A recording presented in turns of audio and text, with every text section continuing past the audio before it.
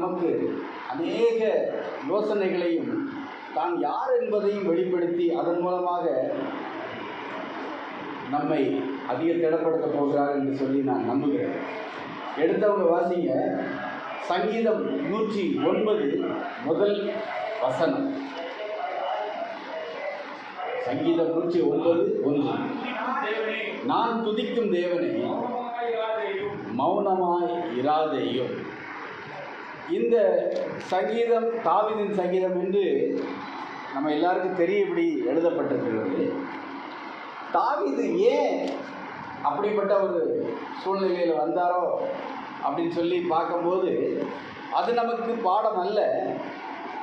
நான் துதிக்கும் தேவனே நீ மௌனமாய் இராதேயும் என்று சங்கீதக்காரன் அந்த இடத்துல சொல்லுகிறத நம்ம பார்க்குறோம். நம்முடைய வாழ்க்கையில் நமக்கு வருகிற பிரச்சனைகளில் நம்ம கர்த்தரிடத்தில் கேட்குறோம், கர்த்தர் பதில் சொல்கிறதே இல்லை. கர்த்தர் பதில் சொல்லலைன்னா உடனே நமக்கு நம்முடைய பிரச்சனைகள் அப்படி, அதை நம்ம தப்பு சொல்லுறது வழி இல்லை.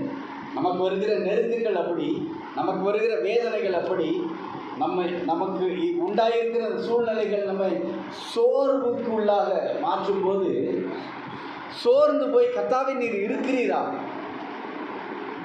என்று கேட்கக்கூடிய ஒரு சூழ்நிலையில் கூட நம்ம வந்துடுறோம். கடந்த நாட்களில் நீங்கள் எத்தனை பேர் நீங்கள் ஏன் ஆண்டவரை என்கிட்ட பேச மாட்டீங்கன்னு கேட்டிங்களோ இல்லையா தெரியாது. நான் கேட்டிருக்கிறேன், கர்த்தாவே ஏன் என்கிட்ட பேச மாட்டீங்க, ஏன் எனக்கு பதில் இல்லை, ஏன் எனக்கு பதில் இல்லை, என்னுடைய கேள்விக்கு ஏன் பதில் இல்லை. இப்படி நீர் பேசாமல் இருக்கிறதுனால என்னுடைய வாழ்க்கையில் நான் ரொம்ப கஷ்டப்படுறேன் ஆண்டவரே. எனக்கு உங்களை விட்டால் வேறு ஆறுதல் இல்லை, உங்களை விட்டால் பதில் சொல்ல யாரும் இல்லை என்று கர்த்தரிடத்தில் இந்த ஆதங்கத்தை வெளிப்படுத்துகிற ஒரு சூழ்நிலை நம்முடைய வாழ்க்கையில் அநேக நேரம் வந்து கொண்டே இருக்கு. நம்முடைய எல்லாருடைய வீடுகள்லையும் குடும்பத்திலையும் அநேக பிரச்சனைகள் சூழ்ந்திருக்கிறத நம்மளால் மறுக்க முடியல. ஆனால் நம்மை பார்க்கிற கர்த்தரை அறியாத ஜனங்கள் சொல்றான், என்ன சொல்றான், இவ்வளவு நாள் சர்ச்சைக்கு பண்ணி உனக்கு என்ன நடந்தது? ஆனால் நாம் ஒரு நாள் கூட அவங்கள்ட்ட நீ இத்தனை நாள் இந்த சோ கோயிலுக்கு பண்ணி உனக்கு என்ன நடந்ததுன்னு கேட்கவே இல்லை. ஆனால் அவன் ஈஸியாக கேட்குறான், உங்கள் வீட்டில் இப்படி நடக்குது இல்லை, அப்படி சர்ச்சைக்கு போய் என்னத்தை கண்ட? ஏன் இந்த கேள்வி வருது தெரியுமா? அவங்களுக்கு ஏன் இந்த கேள்வி வரலை தெரியுமா? ஏன் இந்த கேள்வி அவங்கள்ட்ட இருந்து நமக்குள்ளே டிரான்ஸ்ஃபர் ஆகிருக்கு தெரியுமா? சில நேரங்களில் நம்முடைய இருதயத்தில் நான் சர்ச்சைக்கு போய் என்னத்தை பார்த்தேன், இந்த தேவனை நான் இரவும் பகலும் கேட்டு என்னத்தை கண்டேன், நான் பைபிள் படித்து என்ன எனக்கு லாபம், என் வாழ்க்கையில் ஒரு மாற்றம் இல்லையே.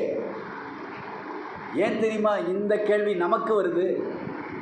கர்த்தரை அறியாத ஒரு மனுஷனுக்கு வரல, கர்த்தரை தெரிந்து கொள்ளாத ஒருத்தனுக்கு வரல, ஆனால் எனக்கு வருது, உங்களுக்கு வருது. ஏன் வருது? இங்கே வந்தால் இந்த மெய்யான தேவன் நம்முடைய வாழ்க்கையில் பல காரியங்களுக்கு பதில் கொடுப்பார் என்ற நம்பிக்கை நமக்குள்ளே விதைக்கப்பட்டிருக்கு. இந்த நாளில் கர்த்தருடைய சமூகத்தில் நின்று அவருக்கு முன்பாக நான் நின்று தைரியமாக சொல்ல முடியும், நீங்கள் எதிர்பார்த்திருக்கிற முடிவை குறித்து கர்த்தர் உங்களுக்கு பதில் கொடுப்பார். அவர் உங்கள் ஜெபங்களை கேட்டு அவர் கொடுக்கிற பதில் அது நன்மைக்கு ஏதுவாகத்தான் இருக்குமே தவிர ஒரு நாளும் தீமைக்கு ஏதுவாய் கர்த்தர் நமக்கு நடத்த மாட்டார். ஆனால் இவ்வளவு தைரியமாக பேசுகிற நம்ம நிறைய நேரங்களில் சோர்ந்து போயிருக்கோம். ஆண்டவரே ஏன் இதுக்கு பதில் இல்லை அப்படின்னா, கர்த்தாவே நீர் ஏன் மௌனமாக இருக்கிறீர்? அதான் சங்கீதக்காரன் சொல்கிறான், நான் துதிக்கும் தேவனே நீர் மௌனமாக இராதேயும் என்று சொல்லுகிறான். அப்போது சங்கீதக்காரன் அந்த இடத்துல ஒரு காரியத்தை வெளிப்படுத்துகிறான். கர்த்தர் மௌனமாக இருக்கிறார் என்று சொல்லுகிற அதே சங்கீதக்காரன் அவரை துதித்து கொண்டு இருக்கிறேன் என்று வெளிப்படுத்துகிறான். ஆனால் கர்த்தர் அவனுக்கு பதில் கொடுக்காம போனாரான்னு கேட்டால் பதில் கொடுத்தார். சில நேரங்களில் கர்த்தர் மௌனமாக இருக்கிறார். சில நேரங்களில் கர்த்தர் பதில் சொல்றதே இல்லை. சில நேரங்களில் அவருடைய வார்த்தை நமக்கு கடந்து வர்றதே இல்லை. சர்ச்சுக்கு வருவோம், சர்ச்சுக்கு வரும்போது ஆண்டவரே இன்னைக்கு என்னோட பேசணும், பார்த்தா வேற ஒன்று ஓடிக்கிட்டு இருக்கோம். காலையில் ஜெபிச்சுட்டு பைபிள் எடுத்து படிப்போம், பார்த்தா அங்கே எரேமியா தீர்க்கதரிசி நம்மளை திட்டிட்டு இருப்பார். ஆண்டவரே என்னோட நீங்கள் பேசலையே. அப்படி புரட்டி எடுத்து பார்ப்போம், டக்குன்னு திருப்போம், கண்ணை மூடிட்டு ஒரு வசனத்தில் கை வைப்போம், பார்த்தா ஓசியா தீர்க்கதரிசி திட்டு வராங்க. ஆனால் கர்த்தர் மௌனமாய் இருக்கிறார் என்றால் அவர் செயலற்று இருக்கிறார் என்பது அர்த்தமல்ல, உங்களுக்கான வேலையை செய்து கொண்டு இருக்கிறார் என்பது அர்த்தம். நமக்கான வேலையை அவர் செய்து கொண்டு இருக்கும்போது கர்த்தர் மௌனமாய் இருப்பார். அப்போ இந்த நாளிலே நான் ஒரு காரியத்தை கொடுத்து யோசிக்கும் போது தான் எனக்கு இந்த வசனத்திலிருந்து நான் இந்த செய்தி எடுக்கலை, இந்த தலைப்பில் இருந்து அந்த செய்தி எடுத்தேன். மௌனமாய் இருக்கிற கர்த்தர், சைலன்ஸ் ஆகார். கர்த்தர் பல நேரங்களில் மௌனமாகவே இருக்கிறார் நம்முடைய வாழ்க்கையில். ஏன் இருக்கிறாருன்னு பார்த்தா, வாசிங்க மார்க் எழுதின சுவிசேஷம் 4வது அதிகாரத்திலே 37வது வசனம். அப்பொழுது பலத்த சுழற்காற்று உண்டாகி படகு நிரம்பத்தக்கதாக அலைகள் அதன் மேல் மோதிற்று. இங்கே ஒரு சூழ்நிலையை நம்ம பார்க்கிறோம். என்ன சூழ்நிலை? பலத்த சுழல் காற்று வீசிச்சு. நேற்று கூட வீசிச்சு இல்லையா? எங்கெல்லாம் வீசிச்சு? உங்கள் பகுதியில் வீசிச்சா சிஸ்டர்? பார்த்தீங்கன்னா பலத்த சுழல் காற்று. இந்த சுழல் காற்று எனக்கு தெரிஞ்சு அது ஒரு இடத்துல ஒரு டைரக்ஷனில் போகுதுன்னா மற்ற இடங்களில் பெரிய பாதிப்பு இருக்குன்னு சொல்கிறதுக்கு இல்லை. ஆனால் நேற்றைக்கு வந்த ஒரு சுழல் காற்று ஒரு வித்தியாசமான சுழல் காற்று. அது பல பகுதிகளில் அதனுடைய பாதிப்பை, அது பெரிய பாதிப்புன்னு சொல்லுவோம். அதாவது பாதிப்புன்னா சேதம் அல்ல, அதனுடைய ரெஃப்ளெக்ஷன் எல்லா இடங்களையும் தெரியத்தக்கதாக இருந்தது. அப்போ இந்த சுழல் காற்றை பார்த்தவங்க சொன்னாங்க, ஐயோ இது என்ன பயங்கரமாக இருக்குது அப்படின்னு சொல்லி சொன்னாங்க. அப்போ இந்த சுழல் காற்று வீசுகிற ஒரு சூழ்நிலையை நாம் உணர்ந்து கொள்ள முடியும். ஒரு இடத்துல சுழல் காற்று வீசினா அந்த இடத்துல அது தரைப்பகுதியாக இருந்தால் கூட ஒரு பயம் வரும். ஆனால் இவங்க இருக்கிறதோ படகிலே தண்ணீருக்கு மேலே இருக்கிறாங்க. அந்த தண்ணீருக்கு மேலே இருக்கிற அந்த படகிலே சீஷர்கள் இருக்கிறாங்க. அதில் நீச்சல் தெரிந்த சீஷர்கள், அதாவது மீன் பிடிக்கிற சீஷர்கள் உண்டு. அவர்களுக்கு பெரிய பயம் வந்ததா அப்படின்னு பார்த்தா அவர்களுக்கு கூட பயம் வரத்தக்கதாக அந்த சுழல் காற்று, அந்த பெருங்காற்று இருந்ததை நம்ம பார்க்கிறோம். அப்போ புயலின் நடுவிலே எல்லாரும் பயந்து நடுங்கி கொண்டிருக்கிற சூழ்நிலையிலே இயேசு தூங்கி கொண்டிருக்கிறத பைபிள் ரெஜிஸ்டர் பண்ணு. எல்லாரும் கஷ்டத்தில் இருக்கிறான், ஆனால் காப்பாற்ற வேண்டிய ஒருத்தர் எந்த கவலையும் இல்லாமல் தூங்கிட்டு இருக்கிறார். எத்தனை பேர் கேள்வி கேட்டிருக்கீங்க? உங்களுக்கு கொஞ்சமாவது என் மேலே கவலை இருக்கா? கேட்டிருக்கீங்களா இல்லையா? போய் சொல்லுங்க. கேட்டிருக்கீங்கன்னா கையை தூக்கி காட்டலாம். நான் கேட்டிருக்கேன், முதல் நான் தான். உங்களுக்கு கொஞ்சமாவது என் மேலே அக்கறை இருக்கா, கவலை இருக்கா? நான் இந்த கஷ்டப்பட்டு இருக்கேன், கம்முன்னு உட்காந்துருக்கீங்க. நான் சண்டை போடுவேன் ஆண்டவர்கிட்ட. ஏன் எங்கள் அப்பா கிட்ட சண்டை போடாமல் நான் யார்கிட்ட? இந்த சண்டை அவரிடத்துலேருந்து பிரிக்கிறதுக்காக அல்ல, அவரோடு இன்னும் அதிகமாக செய்வது. ஏன்னா நாம் வேற யார்கிட்டையாவது கேள்வி கேட்டோம்னு வச்சுக்கோங்களேன், அந்த கேள்வி பதில் வருகிற ஒரு கேள்வியாக இருந்தால் கூட அது என் தேவனை மகிமைப்படுத்தாது. ஆனால் என் தேவனிடத்தில் பதில் இல்லாத ஒரு கேள்வியை நான் கேட்டால் கூட என் தேவன் மகிமைப்படுத்தார். ஏன்னா என் கேள்வி அவர்கிட்ட இருக்கு, இன்னொரு மனுஷன்கிட்ட இல்லை. இன்னொரு மனுஷனை நான் நம்பலை, இன்னொரு மனுஷனை நோக்கி நான் கேள்வி கேட்க போறதும் இல்லை, இதுவரைக்கும் கேட்டதும் இல்லை, இனி கேட்க போறதும்.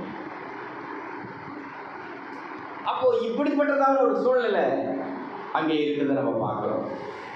பெருங்காற்று வீசுது, படகு அமிழத்தக்கதாக.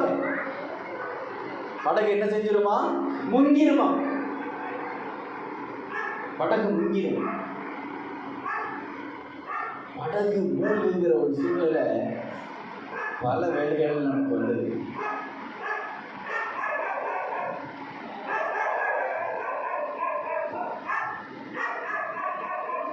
படகு மூழ்குகிற சூழ்நிலை நம்முடைய வாழ்க்கையில் அநேக நேரம் வந்திருக்கு. கர்த்தரிடத்துக்கு வருவதற்கு முன்பாக நமக்கு இருந்த பிரச்சனைகள் இருக்குல்ல, அதெல்லாம் இப்போ எங்க?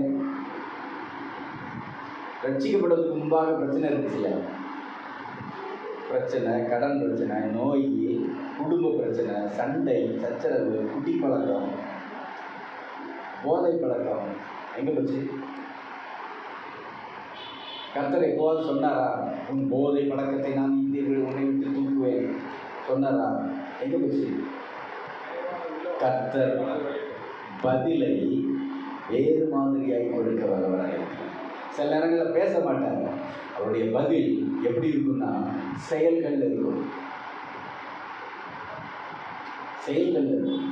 சப்போஸ் சில நேரங்களில் ஆண்டவரே நான் இதெல்லாம் பண்ண மாட்டேன்னு சொல்லிட்டு சில நேரங்களில் தவறி போகிற ஒரு சூழ்நிலை நம்முடைய வாழ்க்கையில் இருக்கும்போது கர்த்தர் தயவாய் குட்டி நம்மை சரியான பாதைக்கு கொண்டிருக்கிறோம். அன்றைக்கு அவருடைய பதில் குட்டுதல் இருக்கும். கர்த்தர் ஒரு நாள் பதில் கொடுக்காதவர் அல்ல, பதில் கொடுக்காமல் இருக்கிறவர் போல் இருக்கிறவர். சில நேரங்களில் நேரடியாக பேசவே மாட்டார். அவருடைய அந்த சைலன்ஸ் இருக்குல்ல, நம்முடைய வாழ்க்கையில் பெரிய அதிசயங்களை செய்ய வல்லதாக இருக்கும். இது ஏதோ உங்களை மெஸ்மரைஸ் பண்றதுக்கு அல்ல. இந்த உலகத்தில் மெஸ்மரிசம் இருக்குது, அதை கூட நம்ம நம்ப தேவையில்லை. ஒரு சாமியார், ஒரு பெண் சாமியார் கேரளாவில் உண்டு. அது பயங்கரமான பிசாசு. அந்த பிசாசு என்ன பண்ணுன்னா, அந்த அவங்களுடைய கடவுளை போல பல வேஷங்கள் ஒரே இரவில் அந்த இது நடக்கும், நிகழ்ச்சி நடக்கும். பல வடிவங்களில் அது வந்து நகைகள்லாம் போட்டுக்கிட்டு ஒவ்வொரு அவங்களுடைய தெய்வங்கள் மாதிரி வேஷம் போட்டுட்டு வந்து உட்காரும். கொஞ்ச நேரத்துக்கு ஒரு ட்ரெஸ் மாதிரி. யாராவது அதாவது வரிசையில் ஆட்கள் நின்றுட்டு பக்கத்தில் போவாங்க, ஒன்றுமே பண்ணாது. அந்த பிசாசு என்ன பண்ண தெரியுமா? பக்கத்தில் வந்து கட்டி பிடிச்சி போடுவோம். இவன் எதுக்கு அழுதானே தெரியாது, அழுவான். எதுக்கு அழுதானே தெரியாது, அழுவான். உடனே என்ன பண்ணுவான்? அந்த அம்மாவோட டிவோட்டியாக மாறிடுவான். மாறி அதை பிரச்சாரம் பண்ணிக்கிட்டு தெரியும். நான் பல நேரங்களில் நினச்சிருக்கிறேன், இது போல இதுவும் ஒரு மாயை தானோ என்று நான் நினச்சிருக்கேன். என்ன ஒரு பெரிய விசுவாச வீரன் நினச்சிங்கன்னா இவன் இவ்வளோ வீக்காக இருக்கான்னு நீங்கள் நினைக்கலாம். என்னை பார்த்து என்னுடைய சூழ்நிலை எப்படி? பல நேரங்களில்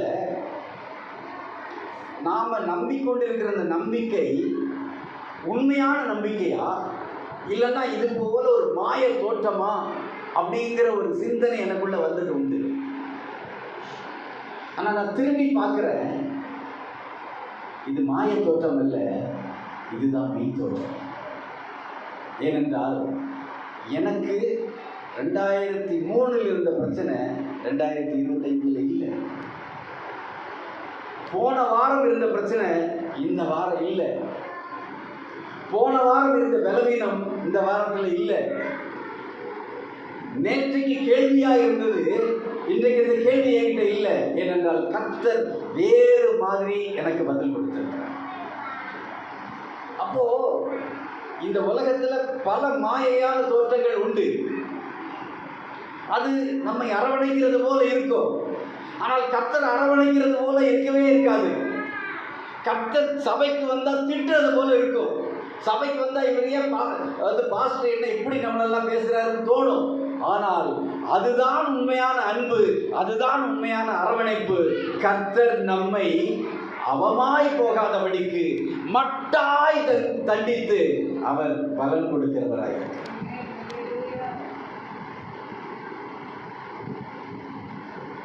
ஒரு செய்தியை ஒரு ஷார்ட்ஸை பார்த்த அந்த பாஸ்டரை குறித்து ஒருத்தன் போட்டிருக்கிறான்.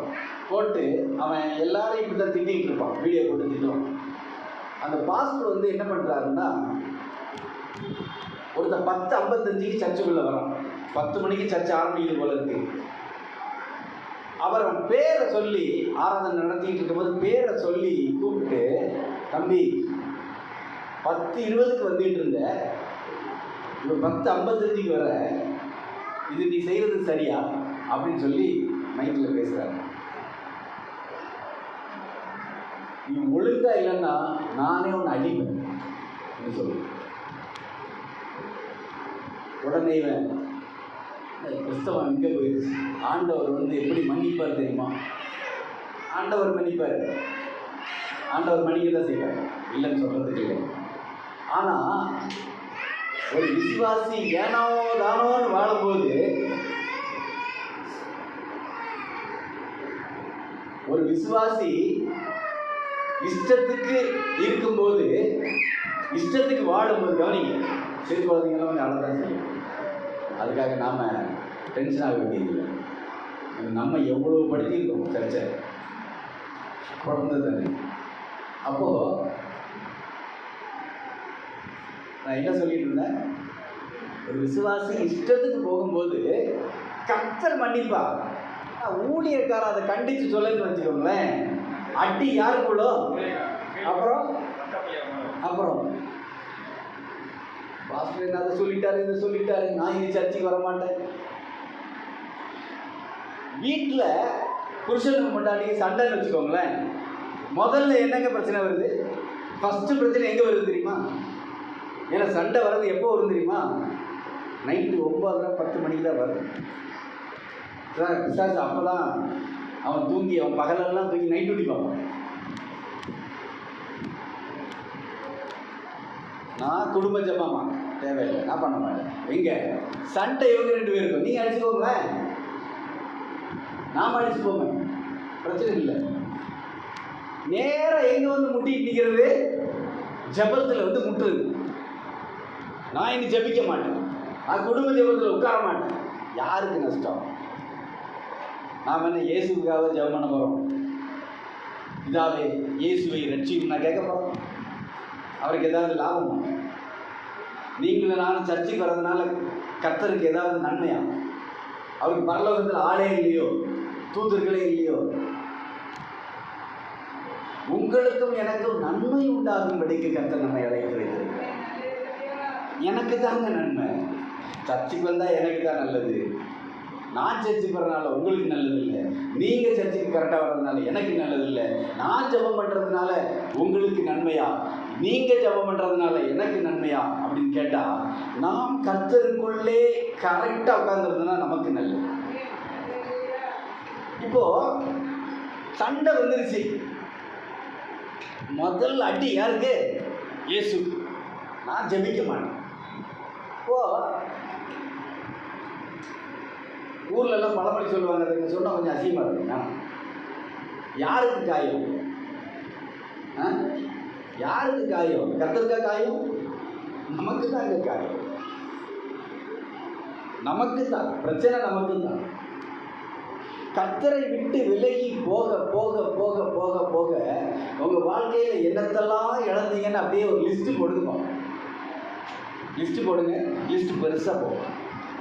ஆனால் கடைசியாக ஒரு நாள் முட்டுற அன்னைக்கு தான் நான் இங்கே வந்துட்டேன்னு தெரியும்.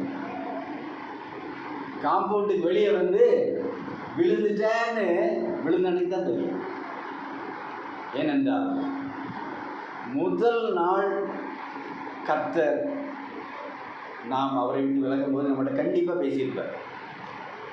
ஊழியக்காரன் மூலமாக பேசியிருப்பார், ஜெபத்தில் பேசியிருப்பார், பைபிள் படிக்கும்போது பேசியிருப்பார். ஆனால் நம்ம அதை அசட்டாக பண்ணும்போது கர்த்தர் விட்டுருவார். விட்டுட்டு ஒரு நாள் வரும், அந்த நாளில் கர்த்தர் நிச்சயமாக நம்மளை விட மாட்டார், திரும்பவும் உள்ளே கொண்டு வந்துடுவார். ஆனால் ஏற்பட்ட பாதிப்புகள் பாதிப்பாகவே இருக்கும். இன்னைக்கு ஒரு போதை பழக்கம் நமக்கு இருக்குன்னு வச்சுக்கோங்க. கர்த்தர் அந்த போதை பழக்கத்திலிருந்து நம்மளை வெளியே கொண்டு வந்துட்டார், கர்த்தருக்கு ஸ்தோத்திரம். ஆனால் அதனுடைய சரீர பாதிப்பு இருக்குல்ல, அது கடைசி வரைக்கும் சரீரத்துக்குள்ளே இருந்துக்கிட்டே இருக்கும். கர்த்தர் நோய்களை தீர்ப்பார், ஆனால் சில விஷயங்களை விட்டு வச்சிருப்பார். ஏன் தெரியுமா? இவன் திரும்பவும் அங்கே போயிடும், இவன் திரும்பவும் அங்கே போயிடும். கர்த்தர் இந்த நாளில் நம்மோடு பேசி கொண்டிருக்கிறார் என்று நான் நம்புகிறேன். ஏன்னா கர்த்தர் மௌனமாய் அவர் இருந்தார் என்றால் அவர் தன்னுடைய ஊழியக்காரனை கொண்டு பேசுவார், வார்த்தைகளை கொண்டு பேசுவார், பாடல்களை கொண்டு பேசுவார், எப்படியாவது பேசுவார். அன்றைக்கு நாம் அதை சரியாக ரிசீவ் பண்ணலன்னா கர்த்தர் மௌனமாக இருக்கிறது போல தான் தெரியும். அவர்கிட்ட சண்டை போட்டுக்கிட்டே இருக்க வேண்டியது தான், பதில் கிடைக்காது. அப்போது ஒரு மோசமான ஒரு சூழ்நிலை அங்கே இருக்கு. படகு அமிழ போகுது, படகு கவிழ போகுது, முழுக போகிறாங்க, சாக போகிறாங்க. ஆனால் இயேசு தூங்கிட்டே இருக்கிறார். நான் அந்த படகுல இருந்தேன்னு வச்சுக்கோங்களேன், நானும் அப்படி தான் அலறியிருப்பேன். ஆனால் ஒரு மூளை உள்ள மனுஷன் அதில் உட்காந்துருந்தானே சொல்லுவான், ஏய் நாம முங்கின அவரு தாண்டா முங்குவார் இல்லையா? நான் அறிவில்லாததுனால கத்துறேன். ஆனால் ஒரு அறிவுள்ளவன் அதில் இருந்திருந்தான்னு வச்சுக்கோங்களேன், அவன் சொல்லியிருப்பா, இந்த படகு மூழ்கும் போது நாம் 12 பேர் மூழ்குவோம், இயேசுவும் சேர்ந்து தான்ப்பா மூழ்குவோம். அருமையான தேவஜனமே, உங்கள் வீட்டில் இருக்கிற பிரச்சனை, இந்த பிரச்சனையில் நீங்கள் கவலைப்படுறீங்க, கலங்குறீங்கல்ல, கர்த்தரும் கவலைப்பட்டு கலங்குகிறார் உங்களுக்கு. என்னுடைய பிரச்சனைகளை பார்த்து அவர் வேடிக்கை பார்த்துட்டு சரி இன்னும் கொஞ்சம் என்டர்டெயின்மெண்ட்டாக இருக்குன்னு பார்க்க மாட்டாங்க.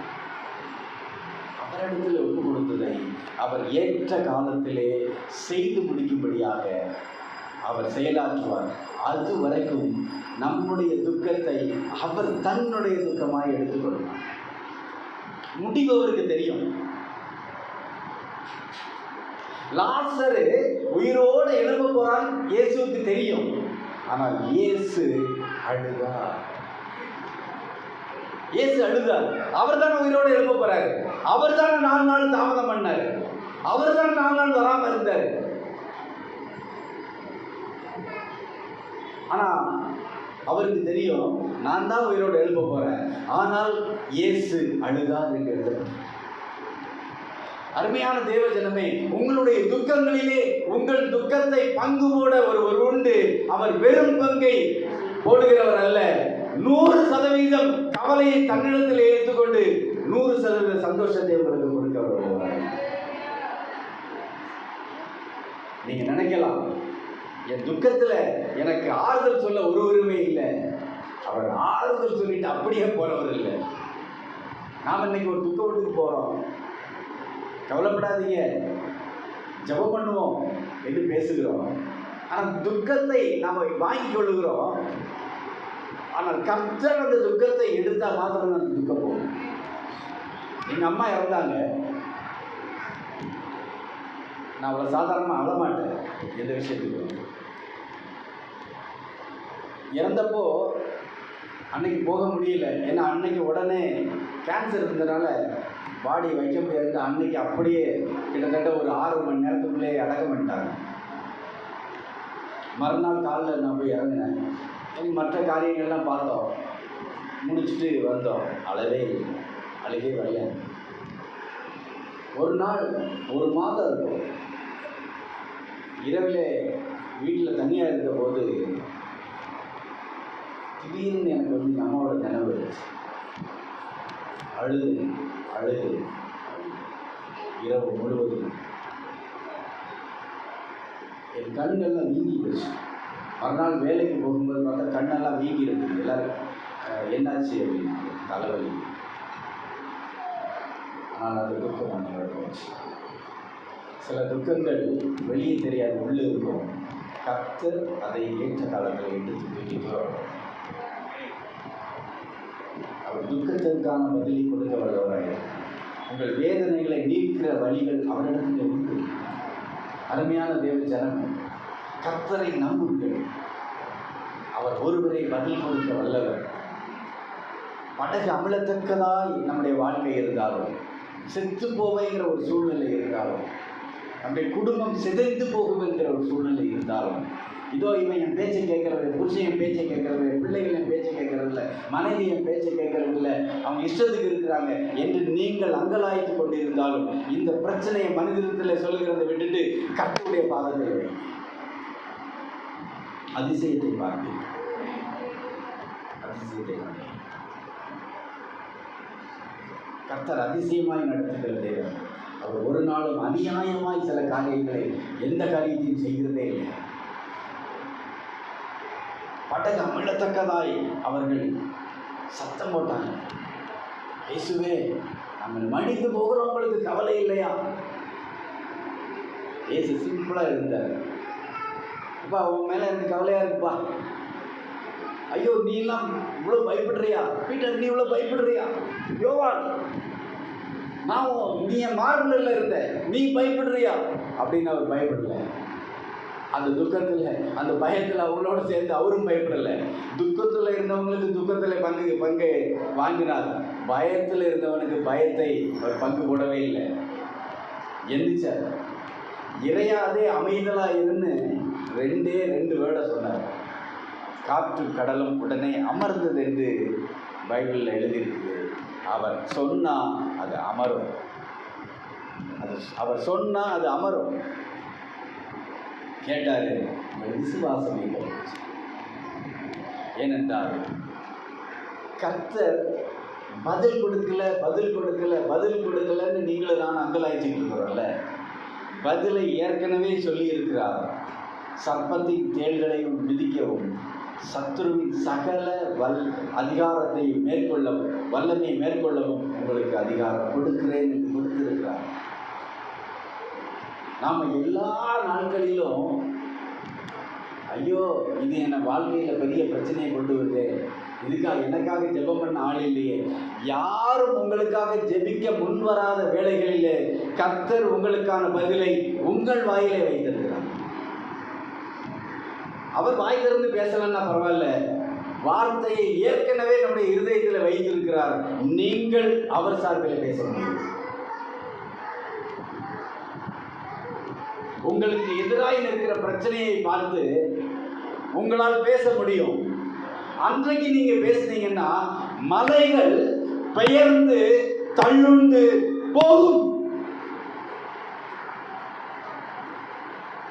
நீங்க டெஸ்ட் பண்ணி பாருங்க, நடக்கும். நாம எல்லாத்துக்கும் பதிலை எங்கேயாவது எதிர்பார்க்கிறோம். பதில் ஏற்கனவே நமக்குள்ள இருக்கு. ஏன்னா சில நேரங்களில் சில பயங்கரமான மனச்சுமையில் கடுமையான ஒரு டிப்ரெஷனுக்குள்ளே இருக்கும்போது யார் ஃபோன் அடித்தாலும் எடுக்க மாட்டாங்க. அந்த சூழ்நிலை வந்திருக்கு அவங்களுக்கு. கடுமையான டிப்ரெஷனில் இருக்கும்போது யாருக்காவது ஃபோன் அடித்து பேசுனா நல்லாயிருக்கும், இவங்கள்ட்ட பேசுனா நல்லாயிருக்கும், அவங்கள்ட்ட பேசுனா நல்லாயிருக்கும்னு ஃபோன் பண்ணால் எடுக்க மாட்டாங்க. அவங்க சும்மா எடுக்காமல் நம்மளுடைய ஃபோனுக்கு அப்படி ரெஸ்பாண்ட் பண்ணுறவங்க கூட அன்னைக்கு எடுக்க மாட்டாங்க. ஏனென்றால் இந்த டிப்ரெஷனுக்கான பதில் உங்கள்கிட்ட இருக்குன்னு கர்த்தர் சொல்லுகிறார். இந்த பிரச்சனைக்கான பதிலை நான் ஏற்கனவே உனக்கு கொடுத்துட்டேன், உனக்குள்ள அது இருக்கு, நீ ஏற்று. நீங்கள் ஏன் சந்தேகம்? கர்த்தர் கேட்குற ஒரே கேள்வி அதுதான், ஏன் சந்தேகப்பட்ட? ஏனென்றால் உன் சந்தேகம் உனக்குள்ளே இருக்கும்படிக்கு நான் உன்னை அழைக்கவில்லை, உன் நம்பிக்கை உனக்குள்ளே இருக்கும்படிக்கு நான் அழைத்திருக்கிறேன். அழைத்த நான் உண்மை உள்ளவர், உன்னுடைய விசுவாசத்தை நான் கனம் பண்ணுவேன். நான் ஜெபிச்சா அப்படி நடக்குமா? எனக்கு அந்த வரமெல்லாம் இல்லை. அதெல்லாம் சொல்லிட்டு வராது இல்லை. கர்த்தர் ஒரு நாள் ராத்திரி 12 மணிக்கு நம்ம வீட்டுக்குள்ளே பிரகாசமாக வந்து உனக்கு இன்னும் வரதெல்லாம் நான் தரேன்னு சொல்லிட்டு தர்றதில்லை. ஒரு சில பேருக்கு அப்படி இருக்கலாம் அனுபவம். ஆனால் சில வரங்கள் நமக்குள்ளே இருக்கு. கிரியை செய்து பார்த்தா தான் தெரியும் வரம் என்பது. கிரியை செய்து பார்க்கும்போது தான் தெரியும். கர்த்தர் கிரியை செய்து பார்க்கும்படிக்கு சூழ்நிலைகளை நமக்கு அனுமதிக்கிறவராகவும் அவர் இருக்கிறார்.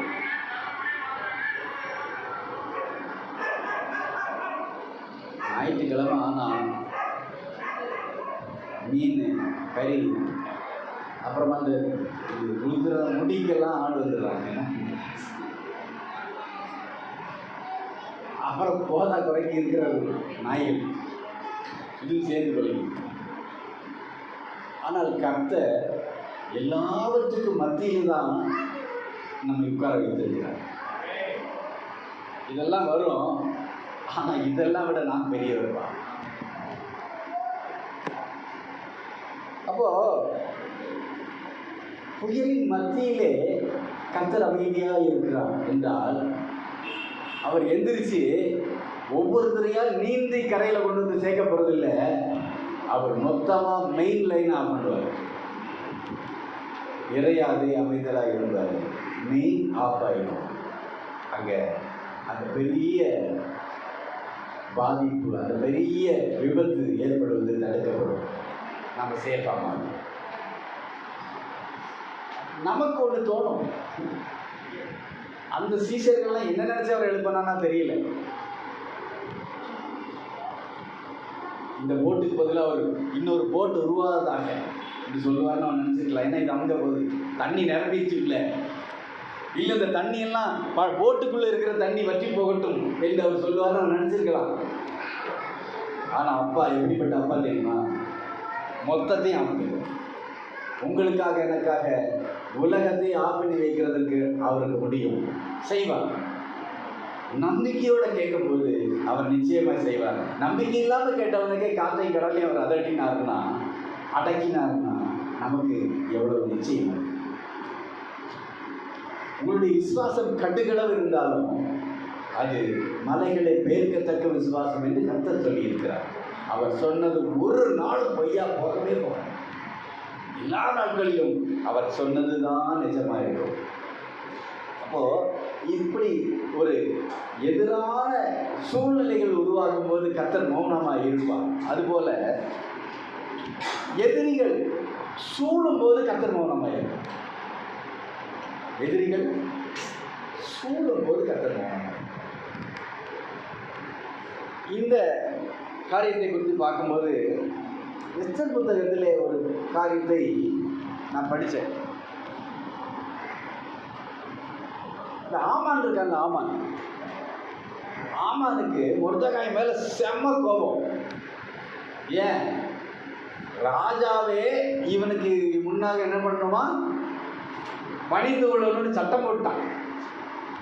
ஆனால் அந்த மொர்தெகாய் இருக்கான்ல, இவர் தலை வணங்கவே மாட்டேங்குது.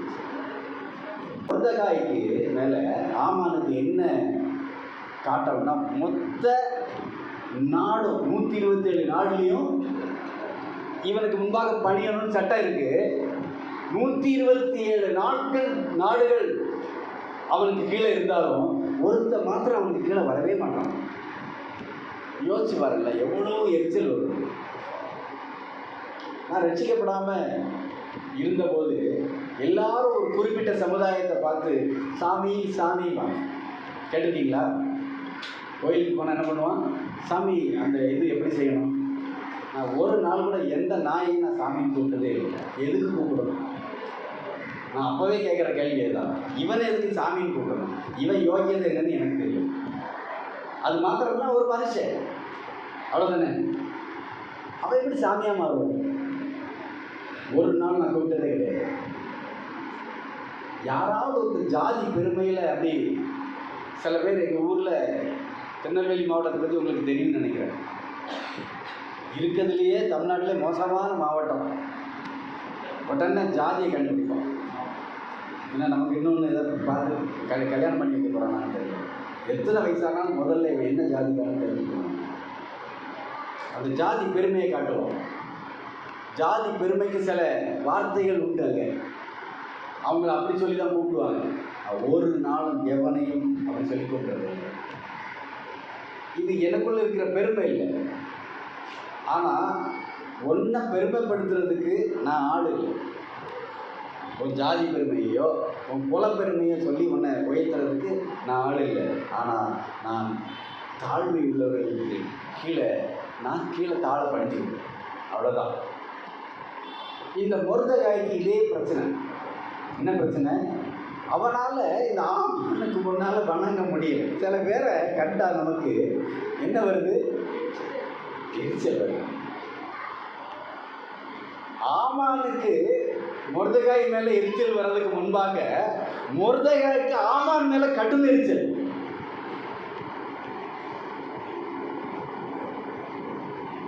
ஏன்? கர்த்தரால் தெரிந்தெடுக்கப்பட்டவனுக்கும் கர்த்தருடைய விரோதிக்கும் என்னைக்கு சம்மந்தமே இல்லை.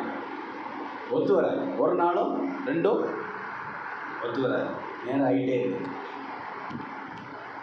அப்போ இந்த ஆமான் மேலே அவனுக்கு ஒரு கடுமையான ஒரு எரிச்சல். இவன் யாரு? இவனை நம்ம எதுக்கு பணியணும் அப்படின்னு அவன் பணியலை.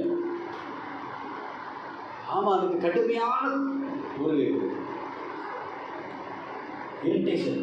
இவனை பார்த்தா அவன் சந்தோஷமா வரான். எல்லாரும் அவனை கண்டு பணிகிறாங்க. அவர் ரொம்ப பெருமிதத்தோடு வராரு, பெருமையோடு வராரு. அவன் பெருமை எல்லாம் மண்ணில் விழும்படியா ஒருத்தர் அப்படி நிற்கிறான். அசால்ட்டா பார்த்து கொஞ்சம் யோசிச்சு பாருங்க, அந்த சூழ்நிலையை யோசிச்சு பாருங்க. ஒருத்தன் எல்லாரும் கீழே விழுந்து ஐயா அப்படின்னு முட்டிக்கால் போட்டு பணிஞ்சிட்டு நிற்கிற இடத்துல, இவன் பெருமையாய் வந்துக்கிட்டு இருக்கிற இடத்துல, அதே நேரத்தில் ஒருத்தன் அசால்ட்டாக பார்க்குறான். ரொம்ப ஒரு மாதிரி இலக்காரமாக பார்க்குறான். பார்த்துட்டு அவனை கண்டுக்கவே மாட்டான். எவ்வளோ எரிச்சல் வரும், எவ்வளோ எரிச்சல் வரும். அந்த எரிச்சல் சாதாரண எரிச்சல் இல்லை. பைபிளில் எழுதியிருக்குது, மொர்தெகாய் மேல் கை போடுவது ஆமானுக்கு அற்பமான காரியமாக தோணுச்சு. அதனால என்ன பண்ணானா, இவன் இன்னும் இனத்தான் தெரிஞ்சுக்கிட்டு மொத்த இனத்தையும் அழிக்க திட்டப்பட்டான். மொத்த இனத்தையும் அழிக்க திட்டம். ஏன்? அவன் ரெண்டாவதா இருக்கான். 127 நாடுகளுக்கும் ராஜாவா இருக்கிற அகாஸ்வேரு இவனை பார்த்தா நீங்களாம் படியணும் அப்படின்னு கட்டளை போட்ட ஒருத்தன் இன்னைக்கு மொத்த யூத ஜனத்துக்கும் எதிரியா மாறுறான்.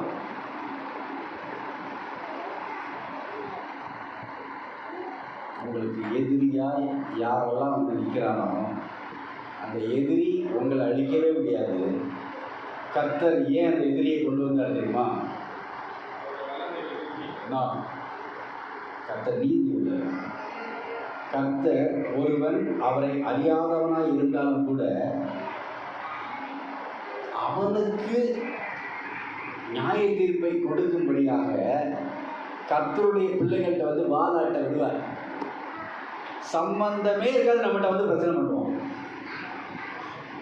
ஒரு தொடர்புமே இருக்காது, நம்மகிட்ட தான் வந்து பிரச்சனை பண்ணுவோம்.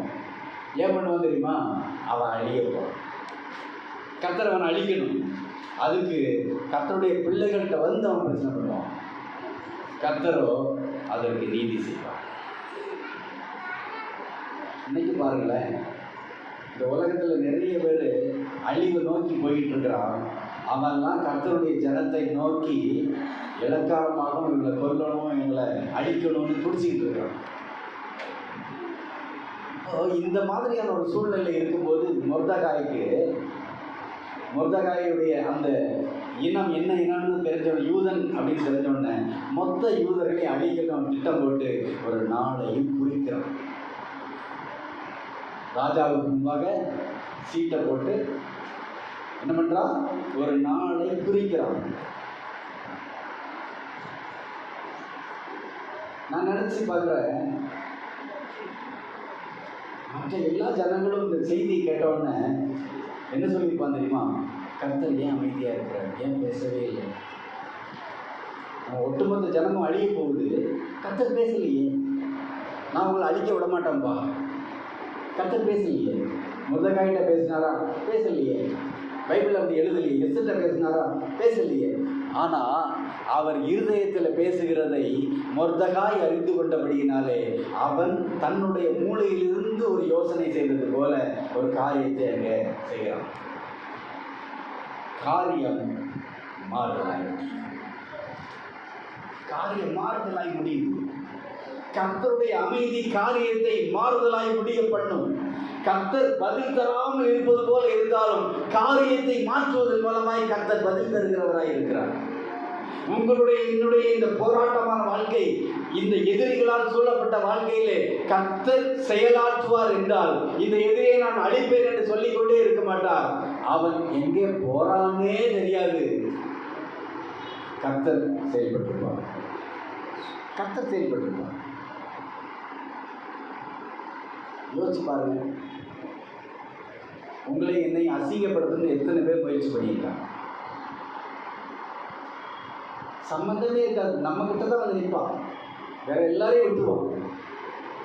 நம்ம தான் அவனுக்கு எதிரியா தெரியும். ஏன் தெரியும்? கர்த்தர் செயலாற்றும்படியாக இந்த காரியம் அனுமதிக்கப்பட்டது. அப்போ எதிரிகள் சூழ்ந்திருக்கும் போது கூட கர்த்தர் அமைதியாக இருப்பது போலதான் இருப்பார். அதுக்கப்புறம் இன்னொரு காரியத்தை பார்த்தீங்கன்னா, நம்ம கூட இருக்கிறவங்க நமக்கு எதிரான ஒரு சூழ்நிலையை நிறைய நேரங்களில் உருவாகிருக்கும். நமக்கு எதிராக பேசி நம்மளை துன்பப்படுத்துவாங்க, நம்மை டிப்ரெஷனுக்குள்ளாய் தள்ளுவாங்க. ஏன் இதெல்லாம் அனுமதிக்கப்படுது அப்படிங்கிறத பல வேளைகள் நம்மளால் புரிஞ்சுக்கிறவே முடியல.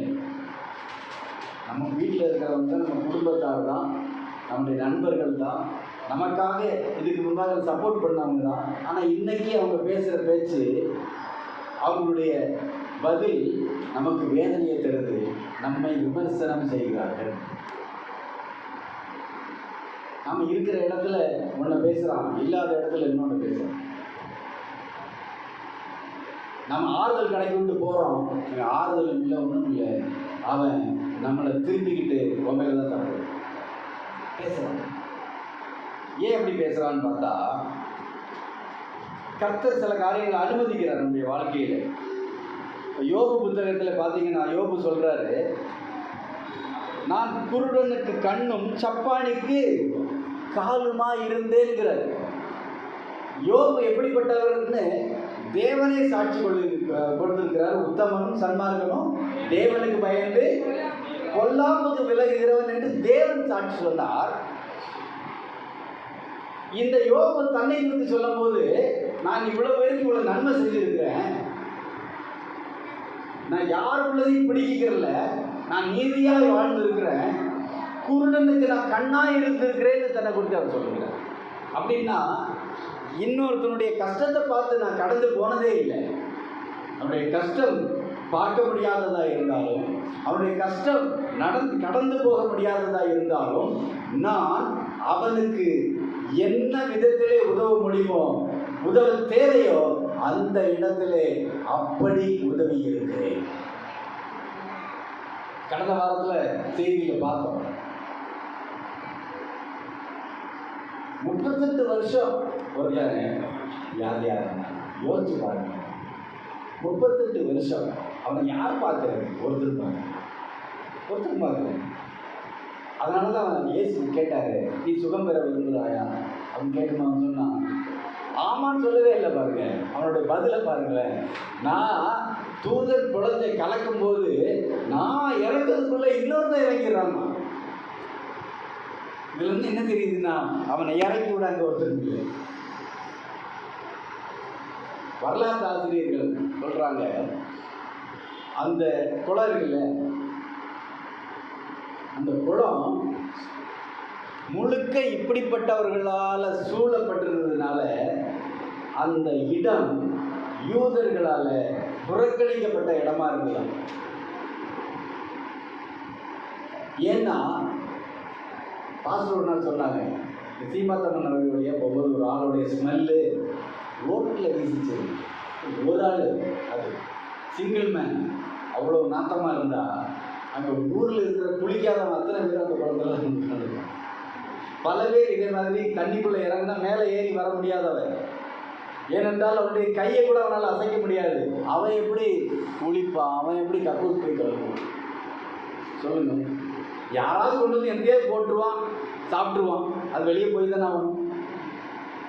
அவனை சுற்றி என்ன இருக்கும்? பன்னீர் மனமாக அடிக்கும். அங்கே எவ்வளோ நாட்டம் இருக்கும். எனவே யூதர்கள் அந்த இடத்தை ஒதுக்கி வச்சிருந்தாங்க. அங்கே யாருமே போறதில்லை. இன்னொரு காரியமும் அதில் சொல்லப்பட்டிருக்குது. இந்த எஸ்தர் புத்தகத்திலே யூதர்கள் என்ன பண்ணாங்க? எதிரிகளை கொன்னாங்க. அப்போ ஒரு பண்டிகை, அந்த நாளை ஒரு பண்டிகையாக கொண்டாடினாங்கன்னு எழுதப்பட்டிருக்கு. இந்த இடத்துல இந்த 38 வருஷம் வியாதியாக இருந்த அந்த சம்பவத்தில் பார்க்கும்போது அன்றைய நாள் யூதருக்கு பண்டிகை இருந்ததுன்னு எழுதப்பட்டிருக்கு. கர்த்தருக்கு பண்டிகைன்னு எழுதலை. இதுக்கு அதுக்கு ஒரு தொடர்பு இருக்கிறதா வரலாற்று ஆசிரியர் சொல்கிறாங்க. அந்த 38 அந்த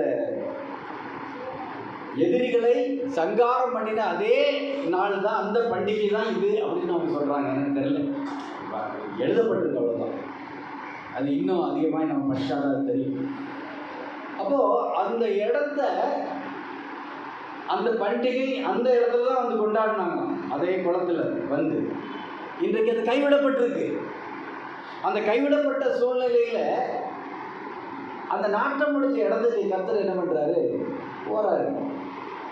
போய் அவனுக்கு சுகத்தை கொடுக்குறாருன்னு பார்க்குறோம். நமக்கு அந்த சப்ஜெக்ட். அப்போது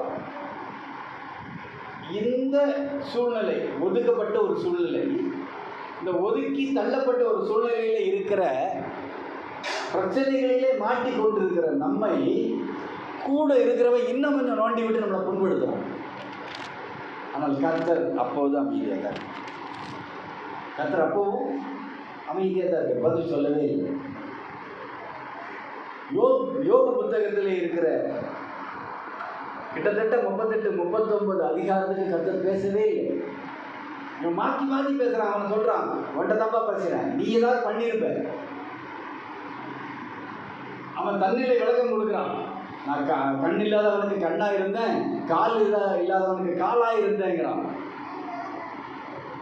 அதே யோபு தான் இன்னொரு 30வது அதிகாரத்தில் எப்படியாவது சொல்கிறாரு, இப்போதோ என்னிலும் இள வயதானவர்கள் என்னை பரிகாசம் பண்ணுகிறார்கள். இவர்களுடைய பிதாக்களை நான் என் மந்தையை மேய்க்கும் நாய்களோட வைக்க கூட வெட்கப்பட்டிருப்பேன். எப்படிப்பட்டவங்க பரியாசம் பண்ணுறான்? எப்படிப்பட்டவங்க பரியாசம் பண்ணுறான்? என் மந்தையை மேய்க்கிற, என் வீட்டுக்காவல் நாய் இல்லை, அது வீட்டுக்கு வராது. மந்தையை மேய்க்கிற நாய் மந்தையில் தான் இருக்கும். ரொம்ப செல்லமான நாய் தான் வீட்டுக்குள்ளே வரும். என்னுடைய வேலையை செய்கிற நாய் இருக்குல்ல, அதுக்கு நான் சாப்பாடு மட்டும்தான் போடுவேன். அந்த நாய்கிட்ட கூட இவனை நான் வைக்க மாட்டேன். அப்படிப்பட்டவன் தான் இன்னைக்கு என்னை பற்றி பேசுகிறேன். யோசிச்சு பாருங்க, எத்தனை பேர் பேசுகிறேன்?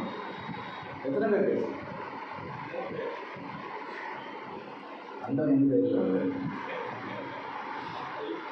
எத்தனை பேர் நம்மளை பற்றி பேசினாங்க? யோசிச்சு பாருங்க, கொஞ்சம் யோசிச்சு பாருங்க. ரிவைண்ட் பண்ணுங்க. ரிவைண்ட் பண்ணிட்டு நம்மளை மன்னிச்சு. அவ்வளோதான். பதில் எங்கேருந்து வரும்? பதில் எப்போ வரும்? மன்னிச்சிட்டிங்கன்னா வரும். மன்னிக்கலைன்னா பிரச்சனை உங்களோடது, மன்னிச்சிட்டா பிரச்சனை கர்த்தருடைய. அவ்வளோதான், சிம்பிள். மன்னிக்க நாம் மறுத்தோம்னா, யாரையாவது மன்னிக்க மறுத்தோம்னா நமக்கு பிரச்சனை வந்துக்கிட்டே இருக்கும். சரீரத்தில் வியாதி வரும். வியாதிக்கெல்லாம் அதுதான் காரணமானு கேட்டால் அப்படி நான் சொல்ல வரல. ஆனால் மன்னிக்காமல் இருந்தால் கண்டிப்பாக எரிச்சல் எலும்புகளுக்குள்ளே பிரச்சனையை கொண்டு வரும். சயின்ஸ் போன் கேன்சரை கொண்டு வரும்.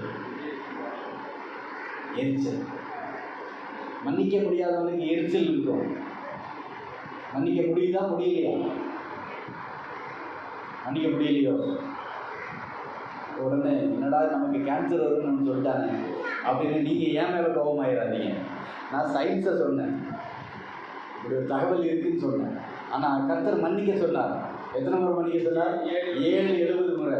நீ எண்ணிக்கிட்டே இருந்தன்னா கொஞ்சம் நேரத்தில் நாள் ஓடிடும். திரும்பவும் மறுநாள் திரும்ப 7-70 முறை மன்னிக்க. உன்னை ஒருவன் 1 மைல் தூரம் வர பலவந்தம் பண்ணினா 2 மைல் தூரம் போன்னு கர்த்தர் சொன்னார். முடியுமா? எவனாவது ஒருத்தர் ரோட்டில் அப்படி போயிட்டு இருக்கும்போது நம்ம பைக்கு முன்னாடி இப்படி திருப்பிட்டான்னு லூசு பயிர, பைத்தியக்கார பயிர, அறிவு இருக்கா? ஏன் வண்டியில் இருக்கு? என்னமா நம்ம கொஞ்சம் கெட்ட வார்த்தைகள் பேசுறது இல்லை. நீங்கள் எத்தனை பேர் பேசுகிறீங்களோ பேசி எனக்கு தெரியல. நான் உடனே பேசுவேன், லூசு பயில. பைபிள் எங்கேயாவது நீ கெட்ட வார்த்தை பேசக்கூடாது, கெட்ட வார்த்தை உன் வாயிலிருந்து புறப்படக்கூடாது, எவனை அனுப்பினாலும் நீ பைத்தியக்கார பையில திட்டு அப்படின்னு எழுதிட்டா. ஆனால் பல நேரங்களில் கர்த்தருக்கு விரோதமான பேச்சை நம்முடைய வாயிலிருந்து வருகிறே, மன்னிக்க முடியல. எவனையோ ஒருத்தனையும் மன்னிக்க முடியலையே, வீட்டில் இருக்கிறவங்களை எப்படி மன்னிக்கிறது? எவனையோ ஒருத்தனையும் மன்னிக்க முடியல. எப்போ பார்த்தாலும் சில பேர் பின்னாடி சூடு வச்ச மாதிரியே தெரியலாம். பின்னாடி சூடு வச்ச மாதிரியே தெரியலாம். ஆப்ப நல்லா சூடு பண்ணி சொருகிற மாதிரியே சில பேர் இருக்கான் வீட்டில். ஒன்னையும் சாதிக்க முடியாது மகனே, ஒன்னையும் சாதிக்க. கடைசியில் சோறுக்கு பஞ்சம் வந்துடும். திங்கிற சோத்துல மண் விடுது. இப்படியே இருந்துகிட்டு இருந்தா ஒரு நாள் நல்ல போய் எதையாவது வாங்கி எலி மருந்து வாங்கி கலக்கி வச்சுட்டாங்கன்னா யாருக்கும் தெரியாமல் போயிடாது. எனவே யாரையும் எரிச்சல் பட்டது. ஒருவேளை திட்டலாம், அதுக்காக நாமெல்லாம் பெரிய சைட்டெல்லாம் இல்லை, திட்டுவோம். திட்டிட்டு கொஞ்ச நேரத்தில் அதை நம்ம ரீகன்சிடர் பண்ணி பார்த்தோம்னா தெரியும், என் மேலேயும் ஒரு தப்பு இருக்கும், என் ஒய்ஃப் மேலேயும் ஒரு தப்பு இருக்கும். அப்படி தானே? ஆனால் திட்டினது நான், 2 பேர் மேலேயும் தப்பு இருக்கும். திட்டினது நான். முதல்ல அவங்கள்ட்ட போய் சமாதானப்படுத்திட்டு சாரி கேட்டுட்டு அப்புறம் கர்த்தர்கிட்ட போய் கேட்டால் அவர் மன்னிப்பார். அங்கே மன்னிப்பு கேட்கலன்னு வச்சுக்கோங்களேன், இங்கே மன்னிப்பு கிடையாது. இதுதான் பிரச்சனையே. இங்கே பிரச்சனையே அதுதான். யாருக்கு நம்ம யாரை புண்படுத்தணுமோ அவங்கள்ட்ட மன்னிப்பு கேட்டு கர்த்தரிடத்தில் மன்னிப்பு கேட்டால் தான் மன்னிப்பு கிடைக்கும். அங்கே கேட்குறதுக்கு நான் யார் தெரியுமா? நான் ஒரு ஆம்பளை சிங்கம். உடனே சிங்கம் என்னைக்காவது பார்த்துருக்கீங்களா? அது சோம்பேறி மிருகம். ஆம்பளை சிங்கம். ஆம்பளை என்ன சிங்கம்? பெண் சிங்கம் தான் இற பிடிக்குது. இது சும்மா என்ன பண்ணுதுன்னா திருடு தூங்குது. நல்ல வயிறு முட்டை திங்க வேண்டியது, தூங்க வேண்டியது, குட்டி போட வேண்டியது. இதுதான் நீ வேலை. இவர் ஆம்பளை சிங்கம். இவர் நான் மன்னிப்பு கேட்க மாட்டேன். நான் யார்? நான் தான் சம்பாதிக்கிறேன் செய்யணும். சோம்பேறி சாப்பிடக்கூடாதுன்னு கற்று சொல்லிட்டார். வேலை செய்யாதவன் செத்து, அதானே அர்த்தம். கரெக்டு தானே? சாப்பிடாம இருந்தால் செத்து போயிடுவோம்ல. கர்த்தர் நேரடியாக சொல்கிற மாதிரி, நீ வேலை செய்யலையா, செத்துது, ஏன் உயிரோடு இருக்க? அவர் அப்படி சொன்னதை நான் இப்படி சொன்னால் உடனே என் மேலே எல்லாரும் டென்ஷன் ஆகிடாது. அப்போது வேலை செய்யணும். ஆனால் அவங்க வீட்டில் சமைக்கிறாங்களே அப்படிங்கிறதுக்காக உங்களுக்கு அவங்க அடிமையெல்லாம் கிடையாது. இன்னும் சில பேர் இருக்காங்க, அப்போ தான் அவர் டயர்டாக வருவார் வீட்டுக்கு. பெல் அடிப்பார். திறக்க முந்தி முட்டை வாங்கிட்டு வர சொன்னேன்னே, வாங்கிட்டு வந்தீங்களா?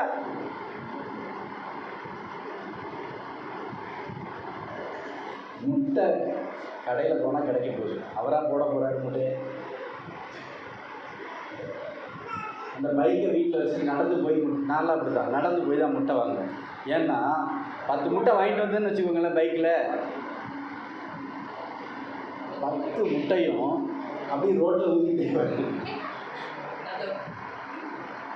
ரோட்டில் ஊற்றி என் பைக்கெல்லாம் ஊற்றிருக்கு.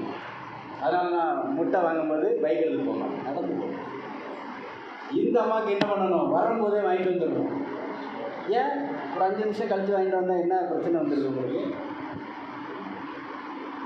அதை செஞ்சியா, இதை செஞ்சியா, கரண்ட் பில்லு கட்டினியா? கரண்ட் பில்லு சம்பாதிக்கிறவனுக்கு கட்ட தெரியாதுங்க. உனக்கு கூறு இருந்தால் நீ கட்டியிருப்ப. எங்கள் ஊரில் அப்படி தான் பேசுவாங்க.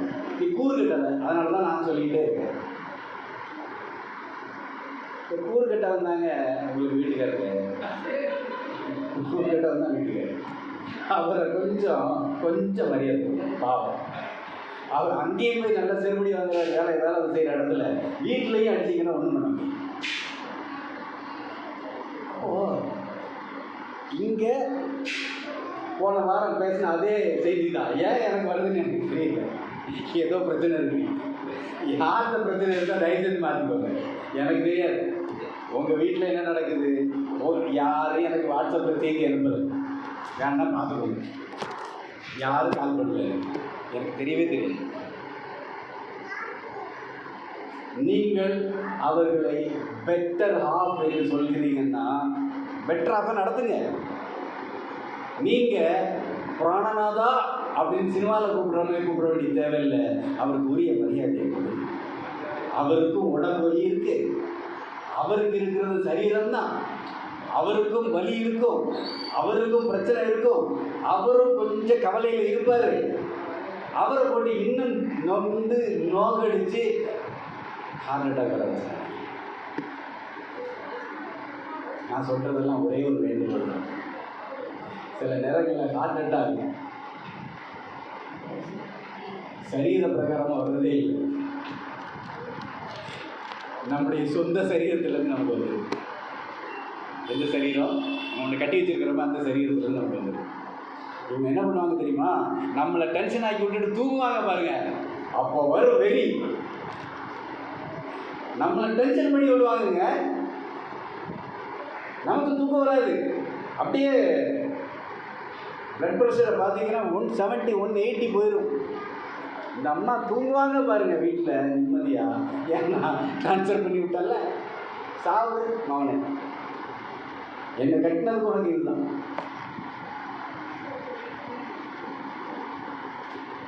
டென்ஷன் பண்ணாங்க பாவம், டென்ஷன் பண்ணி அதாவது பதறாத காரியம் சிதறாது இல்லையா? சாதாரணமான பழமொழி தானே, எல்லாருக்கும் தெரியும் தானே. ஒரு காரியத்தை செய்ய சொன்னால் ஒரு கொஞ்சம் சோம்பேறியாக தான் இருப்பார். ஆம்பளைங்கனால சோம்பேறி தானே, அதான் ஆம்பளை செய்யும். ஆம்பளைங்கனால ஒரு சோம்பேறி தான். என்னென்னா வேலை செய்கிற இடத்துல நல்ல மாடு மாதிரி வேலை செய்வோம் நாங்கள். ஆனால் வீட்டுக்கு வந்துட்டு ஒரு சோம்பேறி தானே எங்கள் மூளைக்குள்ள வந்து பார்ப்போம். இந்த கையை கலட்டி கொண்டு போய் யாராவது கழுவி விட்டு வந்தால் நல்லா இருக்குன்னு நினைப்போம். அதுதான் எங்களுடைய சுபாவம். கொஞ்சம் புரிஞ்சுக்கோங்க தயவு. நான்லாம் வீட்டுக்கு போயிட்டேன்னு வச்சுக்கோங்களேன், இடியே விழுந்தாலும் இடிக்குவாங்க. அது அது நம்மளுடைய சுபாவம். வேலை இப்போது நம்ம ஆஃபீஸில் இருக்கிறோம், கடுமையாக உழைக்க வேண்டி இருக்குது. அங்கே நீங்கள் வந்தால் எங்களுக்கு அண்ணன் போஸ்ட்டில் ஏறாருன்னா அண்ணன் ஒய்ஃபாக வந்து நானும் நீங்கள் ஒரு போஸ்ட்டில் இருந்தீங்களா, நான் இன்னொரு போஸ்ட்டில் ஏற போகிறாங்க இல்லை, அங்கே அவர் தான் ஏறணும். இங்கே சுமக்கிறது நம்ம தான் சுமக்கணும். ஆனால் வீட்டுக்கு வந்த உடனே நான் கூட்டு வச்சேன், பொரியல் வச்சேன், சாம்பார் வச்சேன், சோறு ஆக்கிட்டேன், முட்டையை நீங்கள் போடுங்க, ஒரு ஆம்லேட்டை தான் போடுங்க. போட தெரியாதா? இல்லை ஒரு ஃபுல் பாயில் தான் போடுங்க. தோசைகளில் மாற்றி போட்டால் ஃபுல் பாயில் ஆயிடுது. அவர் டயர்டாக வருவாருமா, கொஞ்சம் யோசிச்சு கன்சிடர் பண்ணி இறக்க வைங்க அவர் மேலே. பாவம், என்னடா இவன் இன்னைக்கு ரொம்ப தைரியமாக பேசுகிறான்னு ஒரு ஆள் இல்லைன்னு யோசிக்கிறேன். இதை ரெக்கார்ட் பண்ணி கொடுப்பேன். நான் பேசலை, கர்த்தர் பேசுகிறான்னு சொல்லிடுவேன். நீ சண்டை போட்டு அவர்கிட்ட போய் போடு. வீடுகளில் எப்படி சந்தோஷமாக இருக்கும், சபை எப்படி சந்தோஷமாக இருக்கா இல்லையா? வீட்லேயும் அப்படி சைட்டு மாதிரி உட்காந்துருக்காதீங்க. ஆம்பளைங்க பண்ணுற தப்பு இருக்கு தெரியுமா? வீட்டுக்குள்ளே நான் சிரிங்க, முதல்ல வீட்டுக்குள்ளே சிரிங்க, வீட்டுக்குள்ளே ஜோக் அடிங்க, வீட்டுக்குள்ளே ஒய்ஃபிட்ட வம்பலுங்க, 2 அடி கூட வாங்க, தப்பு கிடையாது. மோதிர கையில் குட்டு வாங்கணும்ல, குட்டு வாங்கணும் மோதிர கை, அவங்க மோதிரம் போட்டிருப்பாங்கல்ல, 2 குட்டு குட்டுட்டுங்க. ஒய்ஃபிட்ட கொஞ்சம் அடி வாங்குங்க, ஜாலியாக இருக்கும் வாழ்க்கை. அப்போது தம்பி கல்யாணம் ஆகும்போது நல்ல உபதேசத்தை எடுத்து இப்பவே தயாராகும். அப்போது நம்மளை டென்ஷன் பண்ணி விடுறவன் டென்ஷன் பண்ணி தான் விடுவான். ஆனால் நாம் என்ன செய்யணும்னா என்ன பண்ணணும், அதையெல்லாம் கர்த்தரிடத்தில் கொடுத்துடணும். கர்த்தரிடத்தில் கொடுத்துட்டா அங்கே ஒரு பிரச்சனையும் வராது. யோபு அப்படி தான் பண்ணார். யோபு அவர் எடுத்துக்கவே இல்லை. யோபு என்ன பண்ணார், கர்த்தர் கொடுத்தார், கர்த்தர் எடுத்தார். சாத்தானுக்கு என்னைக்காவது அவர் மகிமை கொடுத்தாரா? நாம் திட்டிட்டு கிடக்கிற மாதிரி இவன் தான் காரணம் அவன் தான் காரணம்னு சொன்னாரா? இல்லை, கர்த்தர் தான் காரணம். கர்த்தர் பதில் கொடுத்தார். எப்படி கொடுத்தார்? ரெட்ட தனியாக அவர் பதில் கொடுத்தாருன்னு வச்சுக்கோங்களேன், பிரச்சனையை வேரோட பிடுங்குவார். அப்ரூட். அதான் அவருக்கு தெரிஞ்சதெல்லாம். அதுதான் பிரச்சனை இருக்கிற ஆழமாக மாட்டார். பிரச்சனை தருகிற மொத்த சூழ்நிலையும் தூக்கி தூரப்படுவார். அப்புறம் மறந்து போயிடும் இப்படி ஒரு பிரச்சனை எனக்கு இருந்துதான். யோபுவுக்கு ஒன்று எடுத்தார், ஒன்று எடுக்க அனுமதி கொடுத்தார். சாத்தானுக்கு கிட்ட அவர் சொல்லவே இல்லை. அவன் முத்தம்மனா அவன் நிரூபிச்சிட்டான்னா நான் என்ன பண்ணுவேன், ரெண்டாக கொடுப்பேன்னு சொல்லவே இல்லை.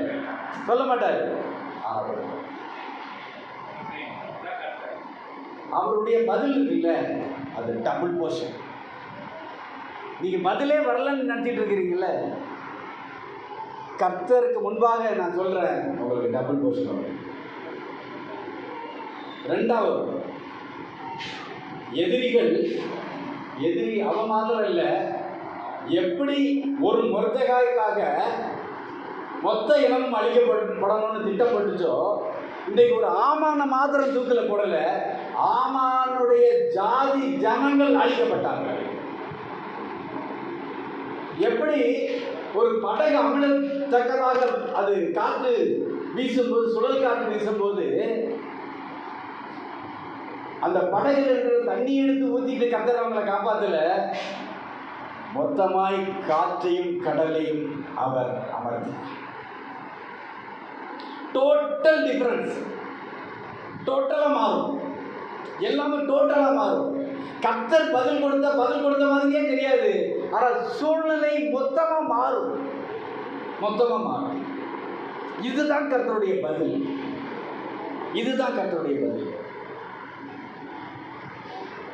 காற்றையும் கடலையும் அதட்டி நமக்கு எதிரான சூழ்நிலையே தூக்கி தூரப்படுவார். நமக்கு எதிரான சமுதாயத்தையும் தூக்கி தூர எறிவார். அது மாத்திரம் இல்லை, டபுளா டூ போர்ஷன்ஸ். வெறுங்கையுமா போனேன், இரு பரிவாரங்களோடு நான் திரும்ப வரேன். ஏன்னா நான் கர்த்தரை நம்பி தான் போனேன். கர்த்தர் எனக்கு பதில் கொடுத்தான். அதுக்கு முன்பாக அவன் பல தந்திரத்தினாலே பல காரியங்களை செய்தான். யாக்கோபை குறித்து பாருங்க, அவன் தந்திரமாக குட்டிகளை சேர்த்தான், ஆடுகளை தனக்கு தந்திரமாக சேர்த்தான், சொத்து சேர்த்தான். ஆனால் ஒரு நாள் வந்தது, தந்திரமாக சேர்த்தது பறிபோருங்கிற ஒரு சூழ்நிலை வந்தது.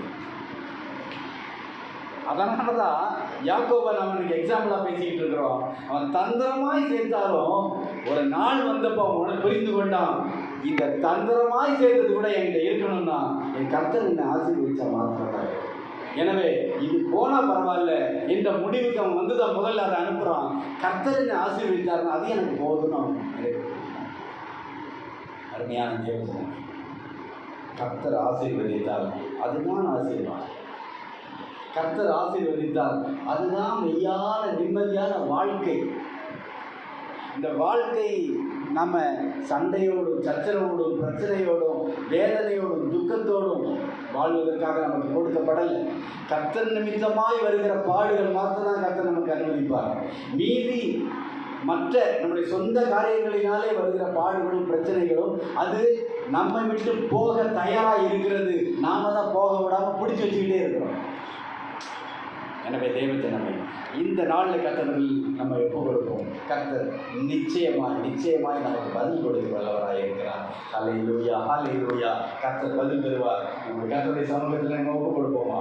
கர்த்தாவே, ஹல்லேலூயா. தகப்பனே, உம்மை நோக்கி நாங்கள் பார்க்கிறோம், உம்மை நோக்கி நாங்கள் பார்க்கிறோம், உம்மை நோக்கி நாங்கள் பார்க்கிறோம். ஹல்லேலூயா. நீ நீதியுள்ள தேவன், நீ நீதியுள்ள நியாயாதிபதி என்று நாங்கள் அறிந்திருக்கிறோம். இடத்திலே எங்களை ஒப்பு கொடுக்கிறோம். இந்த நாளிலே நீர் எங்களுக்கு சொன்ன யோசனையை போல நீர் மௌனமாய் இருக்கவில்லை, சூழ்நிலைகளை மாற்ற இருக்கிறீர் என்று நாங்கள் விசுவாசித்து உம்மிடத்திலே எங்களை ஒப்பு கொடுக்கிறோம். நீர் எங்களை இந்த நாளிலே தைரியப்படுத்தினதற்காக, எங்களோடு பேசினதற்காக, எங்களுக்கு யோசனைகளை தெரிவித்ததற்காக நன்றி செலுத்துகிறோம். உடைய கருத்திலே எங்களை ஒப்புக்கிறோம். ஹல்லேலூயா, ஹல்லேலூயா.